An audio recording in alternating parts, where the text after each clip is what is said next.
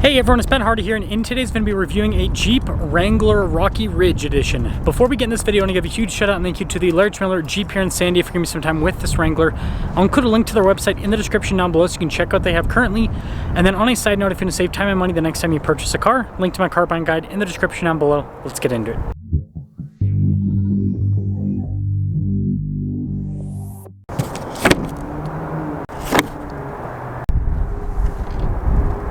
So powering this is the 4xe, which is a turbocharged 2-liter 4-cylinder paired to an 8-speed automatic and a hybrid system. It's a plug-in hybrid. So in stock form, it's supposed to be able to get over 20 miles of range. I don't think this will get that. But anyways, it puts out 375 horsepower and then 470 pound-feet of torque.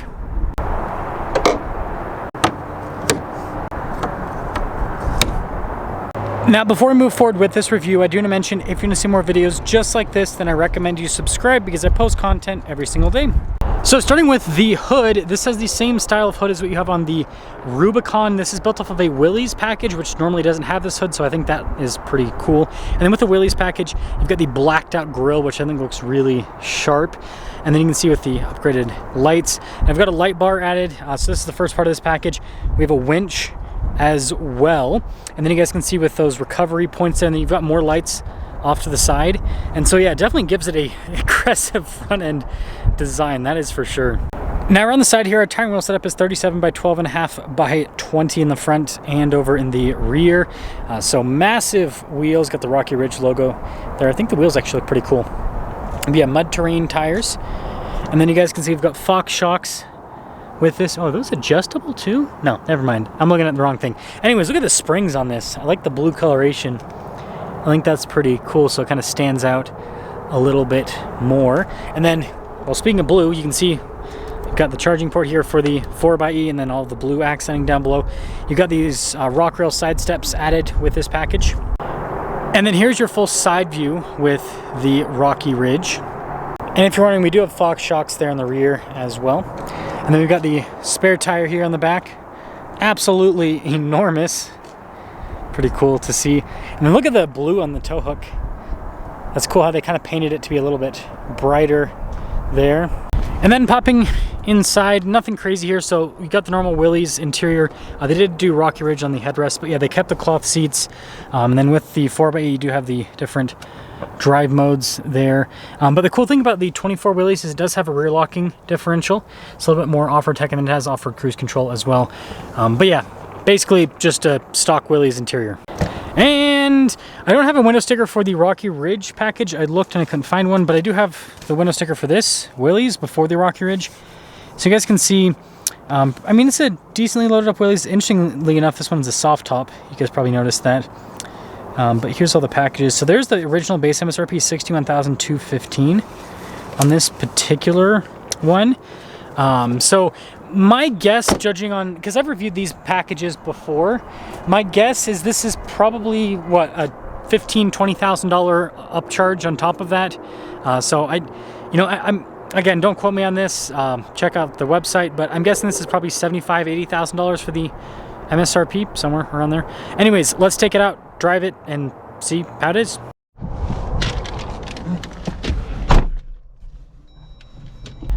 Let's talk about visibility before we set off. Here's your visibility over the hood, both the mirrors, the rest of the rear, and Rocky Ridge electric mode temporarily unavailable, fuel and oil refresh in progress.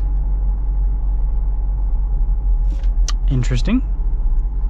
Oh, cool to see the two Grand Cherokees right next to each other. So yeah, let's just drive it, see how this performs. I mean, we'll be focusing more on the suspension rather than the powertrain. Man, these 4xes, I feel like they've just, I don't know, been kind of interesting.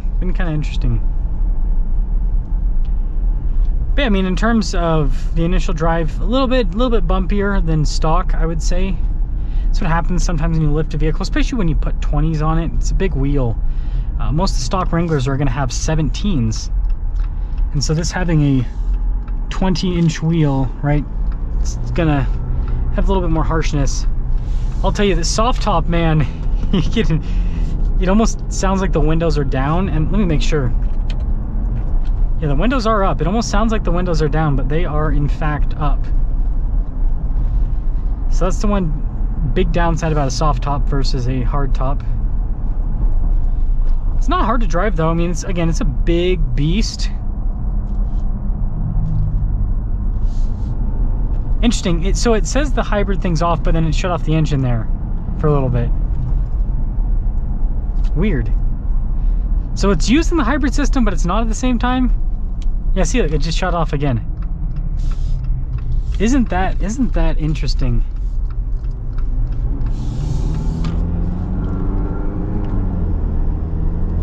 Yeah, not really struggling to move the tires. So that's nice. I mean, on the smoother pavement, it's not bad. Just over bumps and everything, again, you get the harshness from the 20s. Kind of comes through a bit. And get our little acceleration here.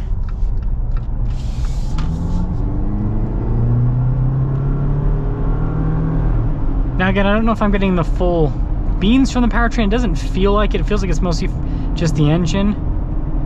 But I mean, it can move the 37s. It's not fast, but yeah, there's so much wind noise with this. It's fascinating. I understand the benefit of the soft top with being easier to take on and off, but I don't know. When I see most people driving, at least here in Utah, most people driving around Wranglers, probably because the weather is so all over the place. You don't have the top off. I mean, sometimes in the summer, but then it's kind of one of those things where you just take the top off for the summer and then you put it back on. So I don't know. I just don't think I'd ever go soft top personally. I think the hard top, just the livability and everything. Man, it really is turning off the engine all the time, as much as it possibly can. Very interesting. So, to sum things up, I think this, drives pretty well for what it is. I just don't know if this is the right build on a Jeep, because I just think that like Jeep people are more like if you want a community that's all about off-roading, it's like you look at the Jeep community. The Jeep community is really hardcore about that, and being practical for off-roading. And so doing a Jeep build with 20s, I'm sure there's a market for it, because I do see, I call these what do they call them, the Brodozers.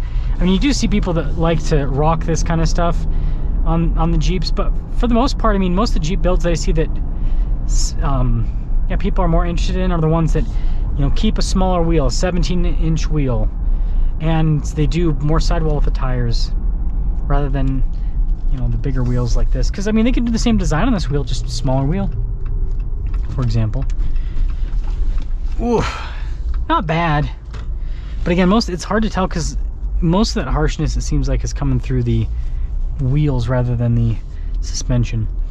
So let me know you guys think about this build. Let me know you guys think about lifting 4xEs. I don't think I like it. I've reviewed a couple of these lifted 4xEs now, and it seems like this powertrain is more of a mall crawler powertrain. I know the Jeep kind of marketed it as like, oh, you get electric off-roading and this and that and yada yada yada.